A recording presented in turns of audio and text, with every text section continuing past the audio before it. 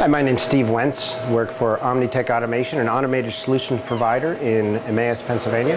And I'd like to show you some of our diverse projects we have in our shop.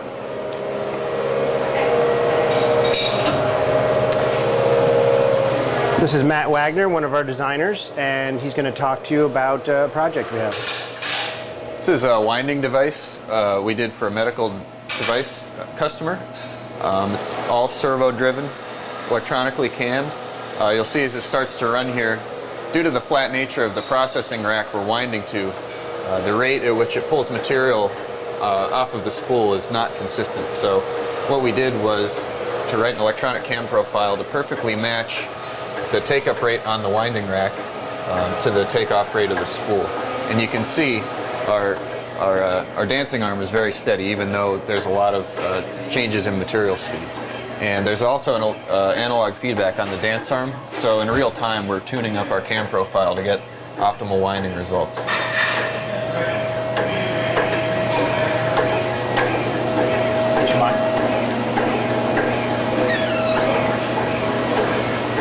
This machine has a touchscreen HMI, which is typical on a lot of our equipment. You can see it's very user-friendly.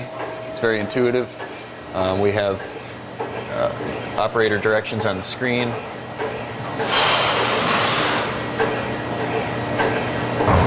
We also have diagrams to illustrate how the operator should thread the machine up.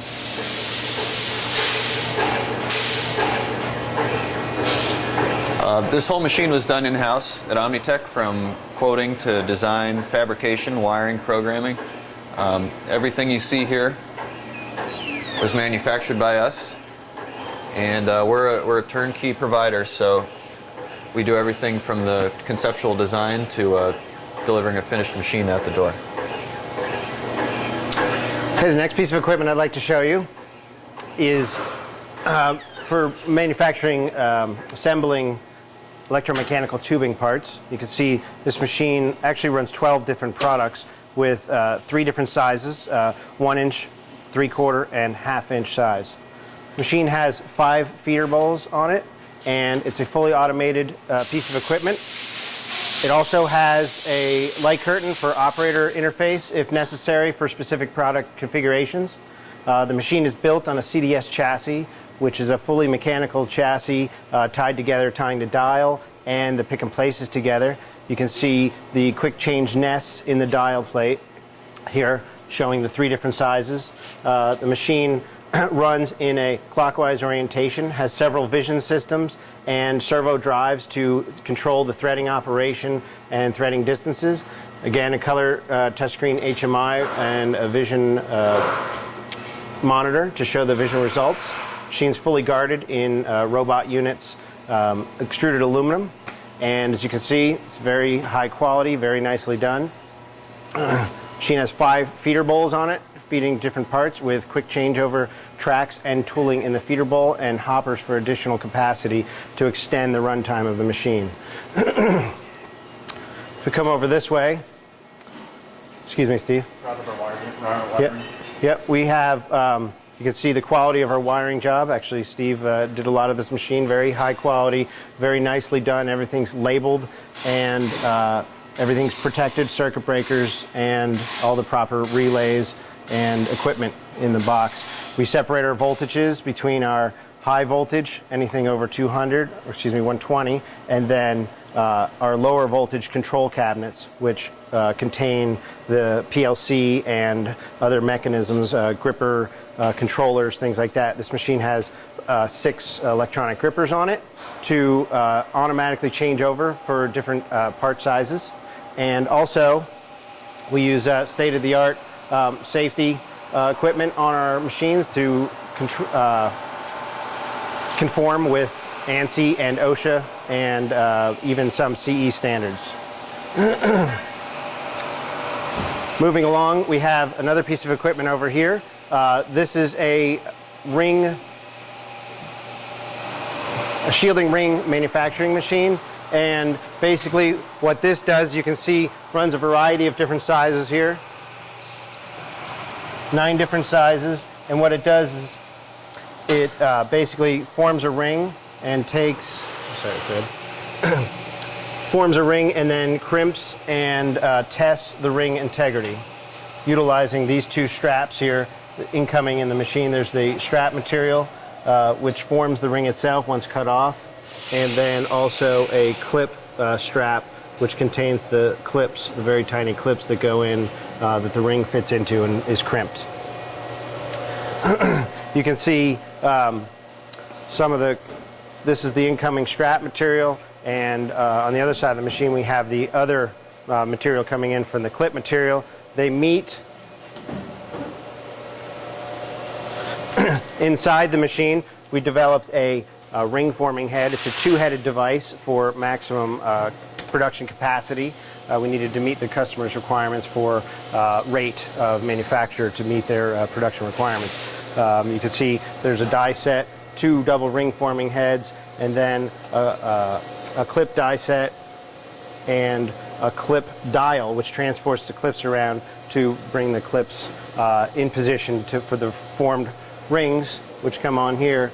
The dial then indexes and goes over to a robot, 3-axis Cartesian robot, which then does a stress test to check the integrity of the ring, and also a vision check to verify it. We then put it into trays and put the trays into boxes to be shipped directly to the customer.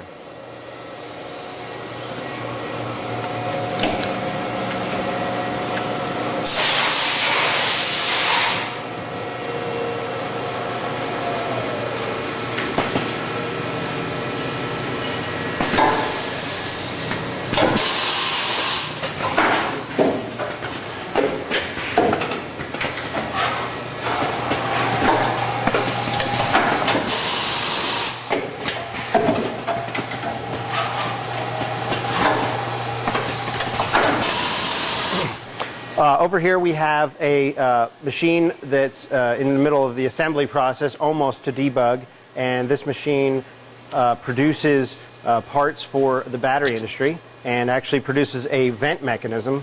This is the final product. What we do is basically take these three components here, the body, the vent mechanism itself, and then an O-ring, and we assemble them together and do some testing on it, leak testing, and then pass it off to another process in the customer's facility.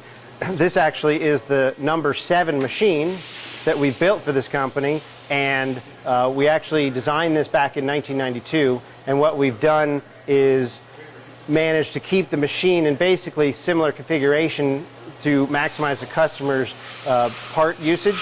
So commercial items and things like that, they only have to keep so many on the shelf. We've been fortunate to be able to do that and please the customer in that manner. It's a dial-centric machine with several operations, feeding the body, which we developed, the feeder system itself, and then coming in we feed the vent mechanism itself, and then do some ultrasonic welding and some leak testing. And this is the O-ring application station, which was developed also in-house. And this machine was entirely done in-house. Every piece on here was done at Omnitech, from the concept down to the final delivery of the equipment. Okay, I'm going to have Matt Wagner describe another piece of equipment built for the same customer, and also an ongoing project that was started at the same time as this one in 1991. So, hand it over to Matt.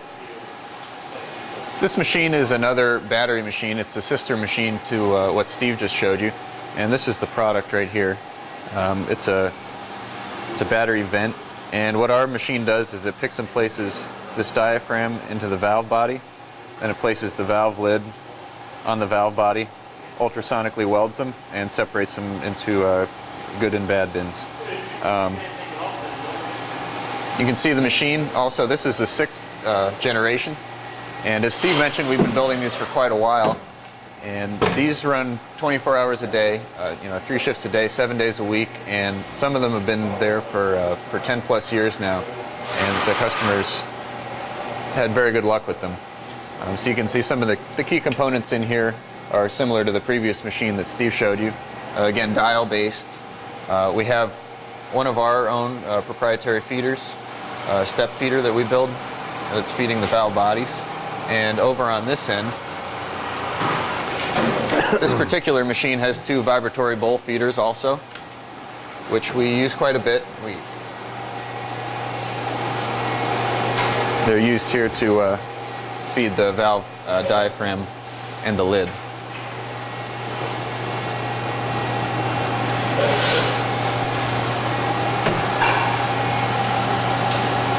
There's also silicone oil dispensing on this machine to create a seal between the diaphragm and the body. And the final process, as I mentioned, is ultrasonic welding, which is something that we do quite a bit of.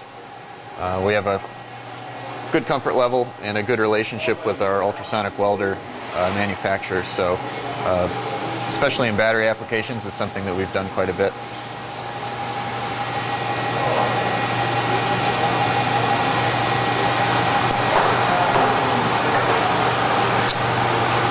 Okay, if you'd like to come over this way, I'd like to show you one more brief set of projects. We'll just show you from a distance here. These two green machines in the background are actually rebuild machines. We actually built the machine on the left back in 1986, and what the customer has run those machines for 3 shifts a day since then, just to show a testament to our durability of our equipment and our design ruggedness. The machine was actually then brought back to us a couple months ago. We stripped it down and retooled it and actually did some modern modifications to it to bring it up into the 21st century. And you can just see the quality and the beefiness of the piece of equipment. The machine to the right now, that was originally built in 1992 and came back to us also for refurbishing and modernizing. We've adapted a new servo drive system on it, 2 Yaskawa direct drive servos and a Yaskawa PLC MP2300 PLC to run the entire machine to replace the old outdated PLC equipment on it. You can also see that this machine was totally stripped down and repainted and is basically in its original configuration other than the aforementioned modifications. And the customer so far is very pleased with our performance on the refurbish and very happy to be getting these machines back, which will be shipped back to them in the next couple of weeks. I hope you enjoyed our short tour of our facility, showing us some of the diverse equipment we're building. And I'd like to remind you that Omnitech is a turnkey operation, doing everything from concept design to the design itself, fabrication, assembly, wiring, programming, debug, controls design, and throughout the process to delivery and service to the customer. So I really hope you plan on working with us in the future, because I know we're excited to work on your projects.